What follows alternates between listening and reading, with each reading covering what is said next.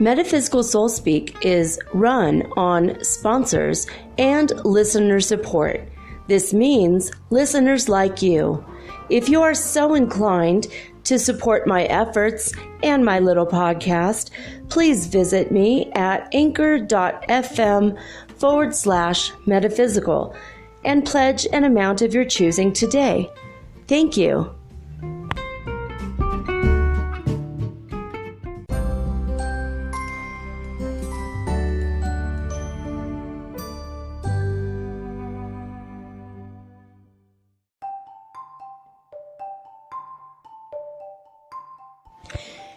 Do you ever wish you could look into the next chapter in your book of life and see what's coming next?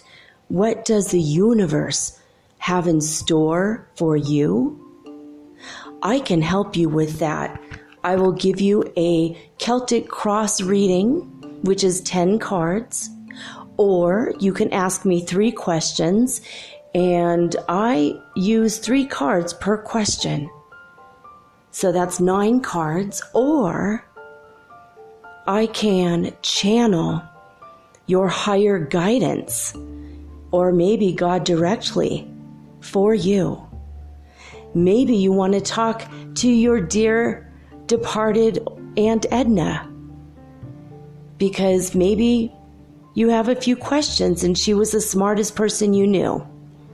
If your deceased relatives are available or your ascended masters, I can channel them for you personally. Let me have 1 hour to show you the future in your next chapter of your book of life. Readings are $75, and it takes me an hour to an hour and a half to complete. And for this price, you will also be hooked up to the healing grid around the planet for free, which means yours truly, me, I will be giving you Reiki 24 hours a day, 7 days a week for the rest of your life. All you have to do is let me know. metaphysicalsoulspeak@gmail.com, and we will explore your future together.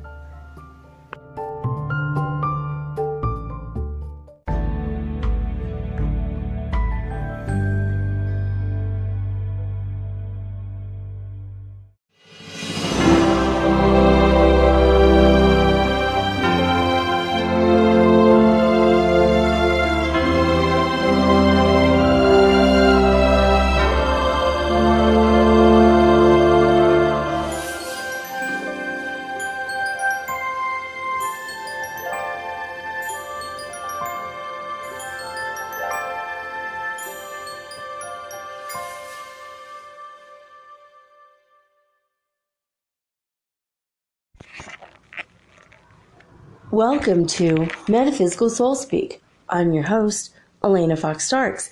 Hey guys, I hope you're doing really well in this moment in time, whenever and wherever you are on the globe. As you hear this message, I wanted to ask you a question. It's for you to answer for yourself. You don't have to tell me the answer because this is only for you. But I want you to ask yourself if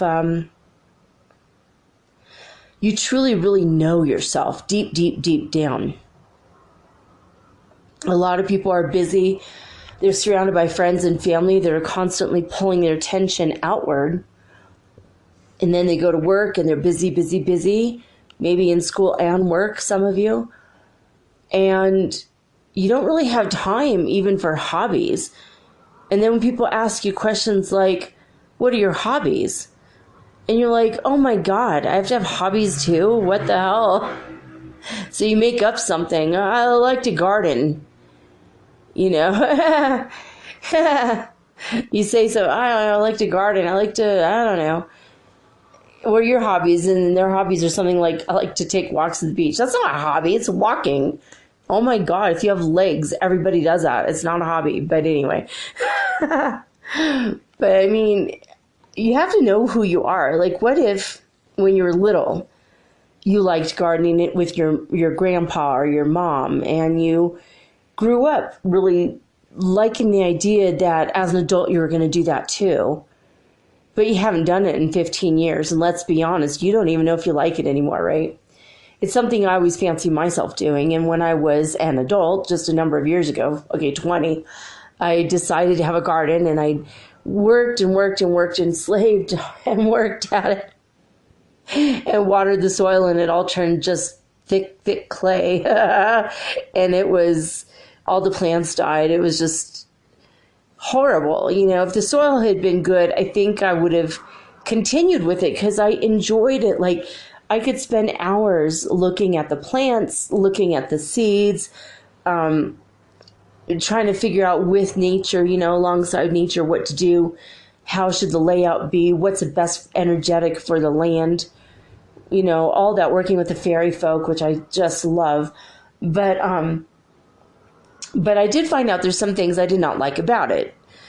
It could be very hot and sweaty. It could be very uncomfortable. If you're doing it alone, it could get a little frustrating because you're alone, you're lonely. You know, you're exhausted. You don't want to get up and go to the other end of the yard to pick up a stupid shovel. You only have enough energy to either walk over there or to shovel, not both. And you wish you had a partner, you know. My husband his back always hurt, so it was hard for him to, sometimes he'd come out and watch me. He would say, I'm going to watch you, but I'm not going to participate. What a douchebag. No, I'm just kidding. It's like, okay, his back hurt, just to be fair, but I'm like, come on, you know. Yeah, he watched me usually from the deck, and then he'd laugh at me if my face got dirty or something, but yeah, anyway. But what are your hobbies? And do you need a hobby? No, not really. Is reading a hobby? Some people call it that. I don't know if I do. I think reading is life, but I'm a writer, so writing and reading is just kind of part of who I am. I don't know if it's a hobby. It's just, you know, I mean, researching isn't really a hobby for me. I love to research and read, but it's not a hobby. It's actually what I do for my work, which is this podcast. And so, and also my books that I write, but I haven't published yet, but I am writing them. But I don't know. I just feel like even if it's not hobbies, just on all the levels that you need to know yourself, I think you need to know yourself. You need to know yourself before you get into a relationship. And the topic tonight, what I'm going to go over is 21 things that every couple needs to know, especially if they're new, if they're a new couple. So before you get involved with anybody, you need to really know yourself. You know, like if you absolutely hate science fiction movies, you need to know that. If science fiction is your passion, you need to know that. If you don't really have a fondness for dogs, you don't hate them, you don't love them, you just, they're just there. You need to know that before you get involved with somebody who has 3 dogs. You know, you can meet a perfectly lovely woman and she's got 5 kids and you don't know it. And you go out with her a few times and then she's like, oh, let me take you home to meet my family. You're like, oh, this is going well. Actually, I really like her. And her family, you expect to be parents and an aunt, and it turns out to be 5 kids under 10. You know, you know. And if that's a deal breaker, you need to know. I don't want to raise kids. You know, Or if you absolutely love a big family and the person you're seeking doesn't want to adopt or they can't have kids, what do? You have to know before you get involved with somebody, because I'm not sure, but I think your ultimate somebody is going to be the person that is the same as you. It seems to me anyway. In most cases, they will be the same or similar as you are. Like, I've already raised my kids. God bless them. I love them with all my heart. I don't really want to raise another one. Do I want grandbabies? Oh, yes, you bet your sweet bippy I do. Do I want grandbabies this year? No, not really. Maybe in a couple of years, though. So those are things that I know. Like, I met a perfectly lovely man in the past month, and he started writing me, and he just seemed like a sweet person. I thought I'd, probably don't have a whole lot of interest in him, to be honest, but sure, we don't have a lot in common, but he seemed sweet enough. So we talked for a few minutes here and a few minutes there, and he said, I have to be honest with you, I'm looking for true love. I'm like, so am I, actually. And he says, well, maybe we could try together if we meet and we feel like a spark. Maybe we could continue on and start a friendship and then lead. And I'm like, oh, that's so healthy. What a healthy way of looking at it. And then, so he added me on Facebook, and his the picture, mine is just a black square. So what do you call it? I don't know. Your profile picture, that's it. His picture had him and surrounded by 3 little girls. And I was like, holy crap, he's got kids. So what about the ex? And then there's the whole possibility of jealousy. There's also the possibility of them getting back together. I mean, if I got involved with this guy, I would probably be pushing to see what went wrong in their relationship and how can we repair it. I'll step back and they could be together. Because ultimately, it'd be better for the girls to have their mom and dad at home. I mean, unless their mom is slamming crystal meth, I don't see why that would be an issue, right? If she's like a, pretty normal person, but it just didn't work out between them, then hey. But I know for myself, it's like, I don't care how lovely he is as a person. He's not for me because, I don't want to do that. It's not where my personal focus will be over the next 5 or 6 years or 10 years maybe. Or for the rest of my life. I honestly don't want to have kids when I'm 60. So I don't really feel like, if I have a grandkid and, circumstances happen where maybe I'll raise it for the summer or something, or whatever, that's fine. That's my grandkid. But I don't really, I know what I want and what I don't want, and I don't think I really have anything inside me that I don't know about myself. But I've spent a lot of time alone. So I'm encouraging you guys, even if you need to spend an hour alone every week, if that's all you can get. And if it's, the 20 minutes a day you get on the toilet with the locked door. I mean, I know how it's like to be a mom. Sometimes that's the only moments you've got alone. It's like your time in the shower, So if you are able to really dig deep and see who you are, I mean, beyond the problems that you've had, I mean, beyond the sadness, the disappointments, the hurts, the past rejections, suicidal ideations in the past, all the stuff that all humans go through, and we are all so upset about mentioning. We just, oh God, he should never know that I've ever felt sad in my life. I don't know if any of you have ever done that, but when I was younger, I was like, it'd be like the worst thing in the world if so-and-so found out that I've been a little depressed, or that I've been dumped in the past. Oh my God. So what? We are all in the point where now we're just growing up, we're getting over all that crap. So, but, you know yourself as far as what's happened to you. You know yourself as far as your reactions to things. I don't know if you guys ever watch Atypical on Netflix, and there's an episode called Road Rage Paige. And she's like the sweetest, most adorable person, but when she gets behind the wheel, she's like screaming obscenities at people. She's really mean to people. She's like super, super aggressive and rude and like freaking out totally. And then she gets to her destination and she's like, oh, so how are you anyway? La, la, la, la, la. And it cracked me up because I saw a little bit of myself in that. I was like, oh, yeah, I remember back in the day when I was driving, when I was stressed out and I had to get to work and I was just like, have to be somewhere.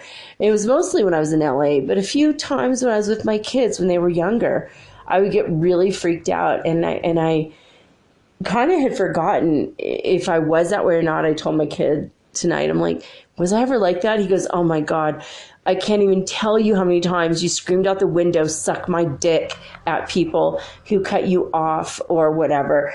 And he's like, you know, Mom, I think that was really dangerous looking back. I'm like, I said that, huh? And he goes, yeah, I used to say, suck my dick. I've got one in my drawer at home, right?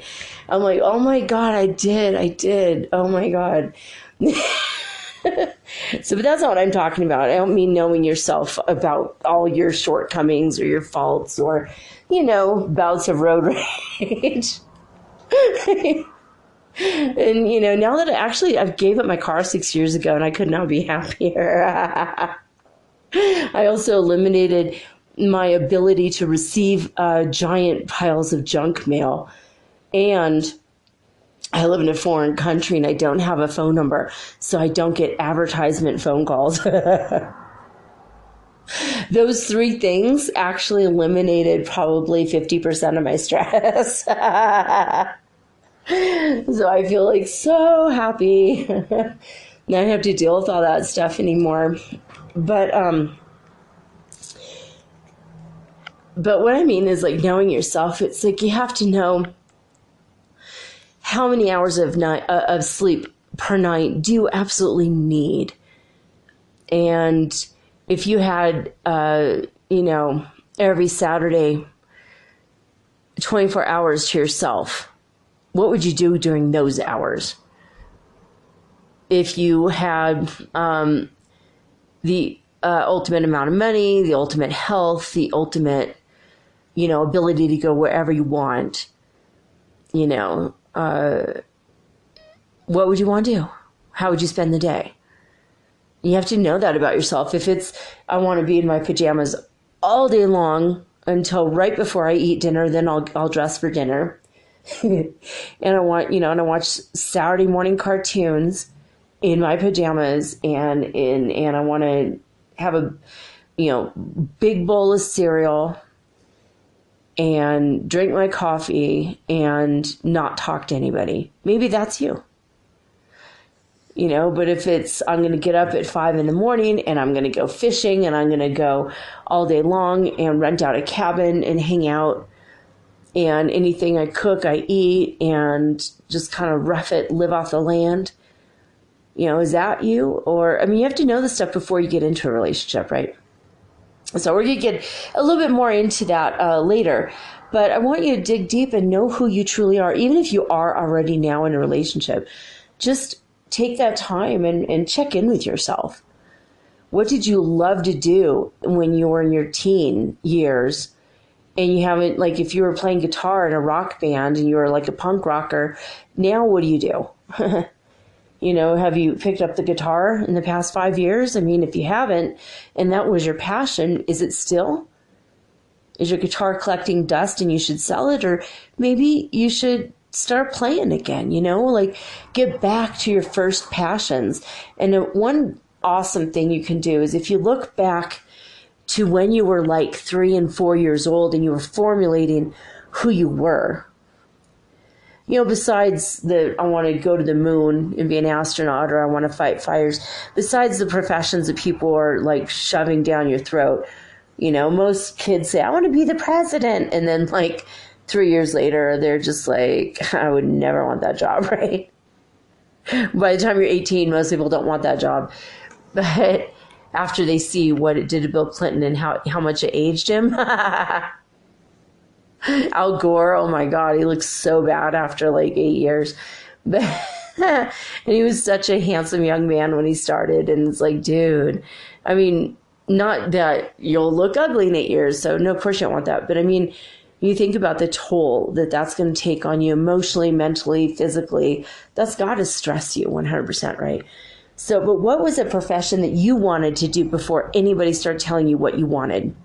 You know, when you're little, you want to be a ballerina, but no one ever told you about that. You just knew you wanted to dance, and you spent all manner of hours daydreaming and dancing in the front yard and dancing in the garage and dancing in the room and dancing in the bathtub, you know.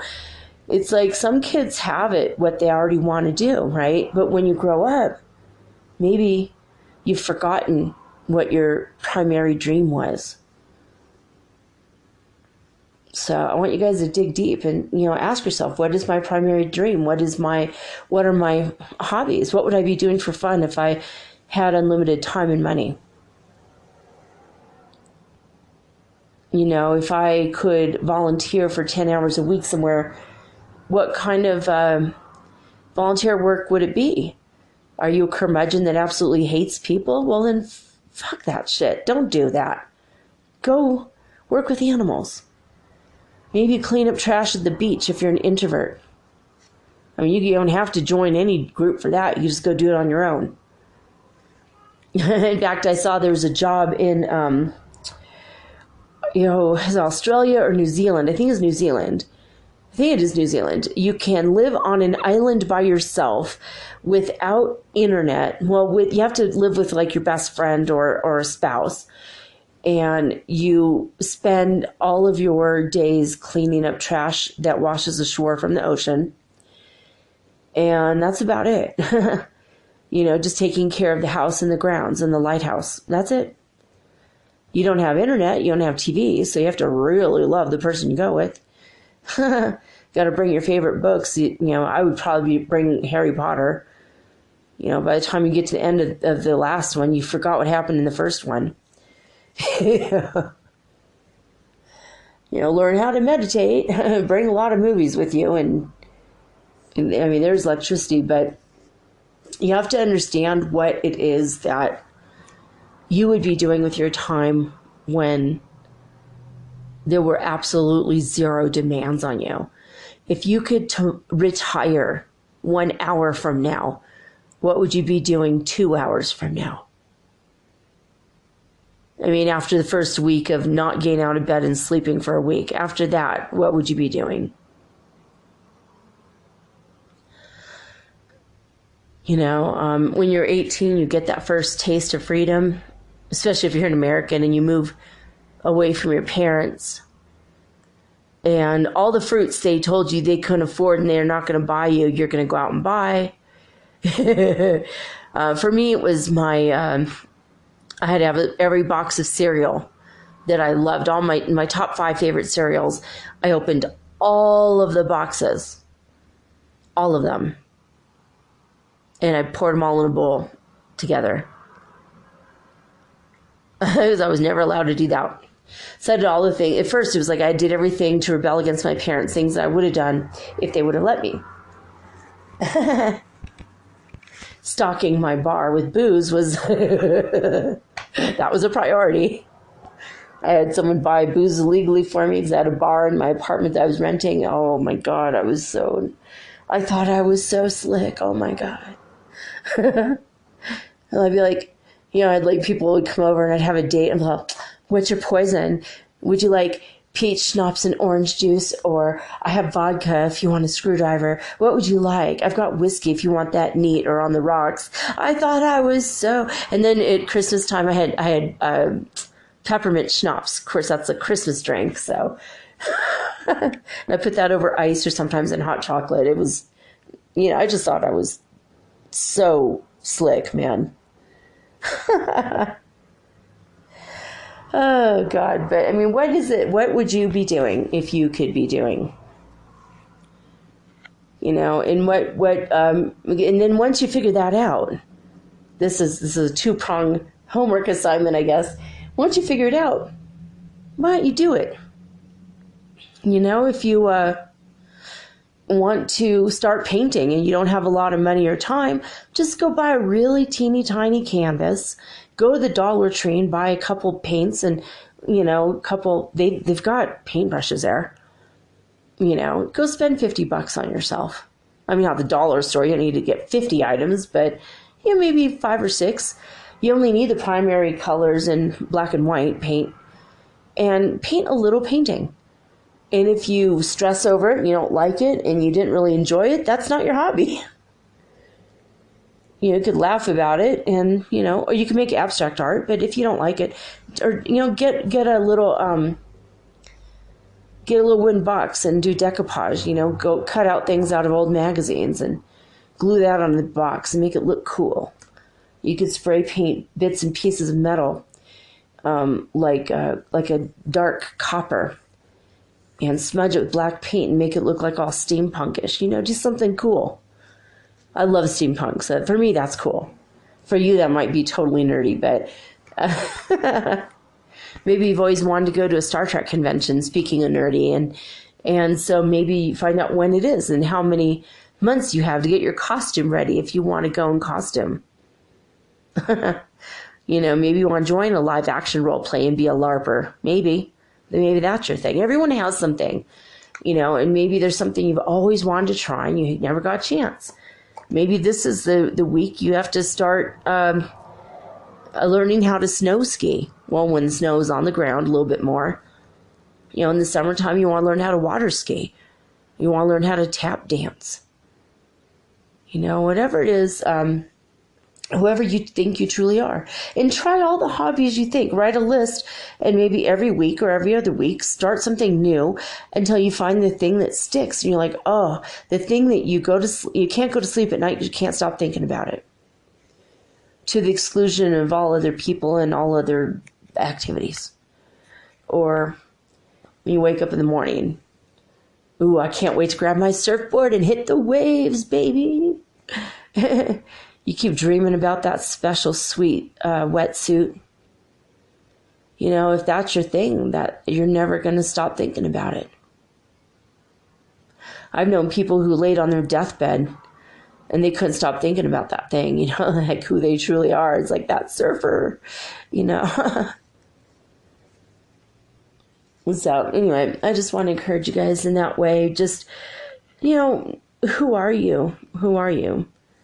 What's your reactions to things? What are your boundaries? What are your things that are absolute deal breakers? You want to make friends with someone and you have serious asthma and they're a constant smoker. You have to find a new friend, or they have to quit smoking, and they're probably not going to quit smoking. Truth be told, So no matter, who you want to hang out with, you got to know who you are before you can know who you are in a relationship in relation to that person. If you hate someone making demands on you, don't go get a job where they're going to make demands on you all the time. Get a job where they leave you in the basement in a room by yourself and you just input stuff into the computer. That's an excellent job if you just don't want to talk or interact with anybody. You don't want to be involved with board meetings, but you want something that's steady. I mean, data entry could be the thing, or IT work, right? Oh, I said cigarettes, and now here it is. Anyway, I just want to encourage you guys that way. I just smelled cigarette smoke, and that's weird because I don't smoke, and no one smokes. My kid doesn't smoke cigarettes. We don't. It was so weird. As soon as I said it, man, I hate this. The instant manifestation thing is going to get really annoying really quickly if we don't keep our thoughts under control. I want to ask you guys if you heard the little voice that started to come through last night in my show towards the end when I was talking to Jude Dekoff. That was so weird. That little voice at the end, it started to freak me out. And he told me after that little creature has been with him all day long. In fact, he went to a crystal shop today and asked the creature what crystal it wants to communicate through or hang out with. And he would welcome him into his life if he wants to hang out or whatever. And the creature picked out a really beautiful Lemurian crystal.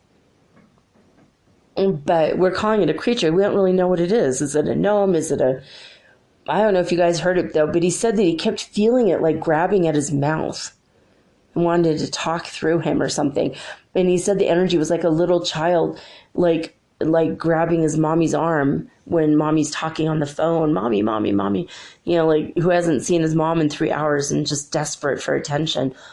He said that was the energy from this being. And he's like, it was really big though, not like a fairy. He was like 4 feet tall. So he's like, it wasn't quite an alien though. And I'm like, well, it might be a gnome or a troll type of creature, or like, I don't know. I'm feeling like gnome, like it's like an earth related creature, and it was dark green energy, like the color of collard greens or spinach, or, when broccoli is first, when it's like, steamed for like 1 minute and it gets that gorgeous green color. Not the yucky, wilty color after 10 minutes of being steamed, but. And he said, yeah, that's like the color he was picking up on. At first, he was like a lime green, and then that dark green came later for him. Weird. It was so weird, though. I wonder if you guys heard it at the end. That was frickin' weird. Really frickin' weird. But pretty cool. I found out today that he is my near twin flame. And I thought that was very strange. Remember, I had the JJ in the sky. Well, his first name, Jude, J. And my first near twin was also J. So I think that my guy is going to be named with the J name. So I'm like, yeah, that's so cool. So first the first J, then the second J, obviously. So I think that he is my near twin flame. And something I wanted to clear up, I had a remembrance of my being in a world with kind of a purple sky. And we blew it up. We were trying desperately to save it, and we couldn't breathe the atmosphere, and we're living under domes. And in that time, I didn't know, the memory that I had, at least, I don't remember much other than I was stressed out. I was a scientist in a laboratory trying to fix some stuff, and it just wasn't working. And my friend Helen was there, and she was the other scientist in the lab. We were working together, and she said, "Yeah, we done effed up, man. We blew it up. The planet was not us personally. We just couldn't save it in time, and something happened, and we were trying to find the chemistry that would fix it, and we couldn't figure it out." Might be why I'm extremely good at titrations in this life. Put me in a chemistry lab and tell me what to look for, what to do. I'll know what to do. Even though as far as the formulas, oh my God, I fail that every time. But with actually doing it, I know how to do the physical stuff with the liquid. And I'm a Virgo. I'm very good at getting half a drop of something into a container. It's so weird, but I just always knew how to do titrations really well. But he heard that part of the show, and today's like, oh my God, you were in Metzger. That was the first planet ever. That was before all the other things you hear about. It was the first. And I'm like, that's really cool. And he's like, yeah, we were there together. The sky was purple. He remembered that. And I'm like, wow, I wish I remembered the rest of, I only remembered like maybe 10 minutes of the whole life. And that was when we were trying to figure out the problems with the chemistry of the atmosphere. Like, what went wrong? How do we fix it? How can we reseed it so we can all breathe the air again? That was, I think, what we're working on. And pretty crazy, though. And my friend kept going, well, that's why you and I both have asthma in this life. We feel guilty. We can fix the air. And I'm like, I don't know. I mean, I think mine was from Vietnam, but maybe it is. That was our first life, and this is our last life. I mean, could be that some of our deep wounds go very, very, very deep, very, very, very far back. And you never know. It's possible. So anything and everything is possible. Anyway, let's see. Was there anything else from yesterday? I can't remember anything else. I think that was it. So pretty cool. I mean, it tied up some loose ends for me in the last 24 hours. So I know you're going to be listening to this, Jude. So I wanted to say thank you. Also, I wanted to give another shout out to the Feel Good Room the podcast called The Feel Good Room. Rebecca from Germany has started her own podcast because I inspired her, and she mentioned me in her very first show. So I gave her a shout out today, and I was so happy that I was kind of a major role in helping you just make the decision. And I wanted to commend her because German is her very first language. And she's doing this in English. And I'm like, oh my God, that is so brave. Oh my God. I was absolutely thinking about possibly doing something a little bit in Spanish. And every now and again, I'll speak in Spanish on my show. And I could hold a conversation for like an hour or two in Spanish, actually. But I don't see myself having a podcast in Spanish. I mean, maybe I will. Maybe the more I get into the language and understand a little bit more about grammatical structure, future and past I have an issue with still. But I mean, I'm really proud of you, Rebecca. I know you're going to hear this too, and pretty incredible. You know, Jude is starting the Starseed Perspective, and he just literally has one episode, and that's it. I mean, he just barely started. He's getting ready to ramp it up and do, one a week, because he has a full-time job and a full-time husband. So, hey. So I feel like, I don't know. I just feel like more and more people are doing that, and I'm glad about it. I feel like it's super important to get your voice heard if that's your calling, if that's your thing, if that's who you are. I mean, this is who I am and what I do, what I talk about. This is who I am in my normal life. I'm 100% genuine and true with you guys. And I feel like, if I'm going to date a potential person, I've got to tell them all my weirdness, or at least the weirdness of the show. Because, to people like us, you guys are interested in stuff, and so am I. It's not weird. It's just normal. This is life. This is passion, this kind of stuff is, I don't want to live in a world that's not magical. I don't want to live in a world that's not supernatural. I don't want to live in a world in which I'm not going to see fairies flying through my room and having cat-headed Lyrans just stop and say, hey, in my room, or wake up in the middle of the night and not being touched by an extraterrestrial who is trying to calm a fever. I don't want to live in a world like that where none of that's real. And I just ignore it and go back to sleep. I don't want to live in a world like that. So when I meet new people, I'll start to tell them who I am or what I do. And sometimes I never hear from them again. It's so funny how people just sort themselves out. It's fine with me. Fine by me. Sort yourself out. See if I care. I mean, it actually saves me time and having to sort you out myself. Sort you out the door, buddy. But some people have surprised me lately, actually. I've had several people go, wow, this is really interesting. Tell me about this. What happens when we die? Well, what about reincarnation? Tell me about that. Well, have you ever had an out-of-body experience? Tell me about auras.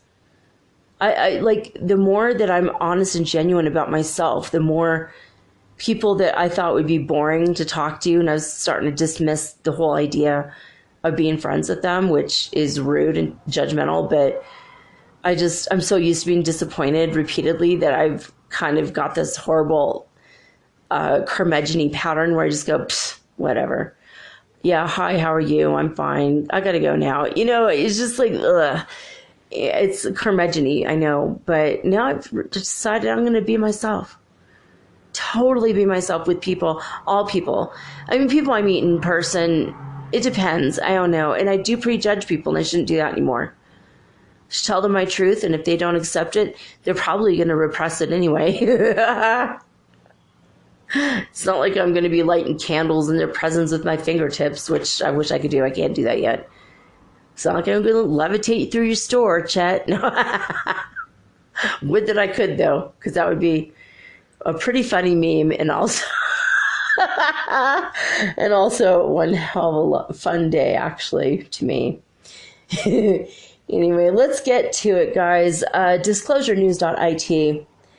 They had two reports, 10:30 in the morning. They said From today's image, we can see how in the last 3 days there's been a sort of sequence of movements characterized by a constant increasing trend that will coincidentally reach its maximum on November 11th.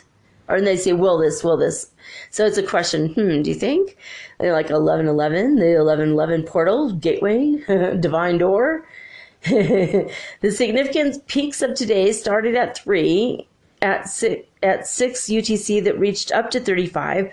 And just before 10, the maximum value of these last 3 days is 43 Hertz frequency. Power 43 is what they say. All right, so 1700 report in the evening. They say the series of most significant movements of the day lasted about 8 hours from 3 to 11 UTC, with the peaks previously reported. This period has been followed by more slight movements. So there you go. Now, in the heartmouth.org website,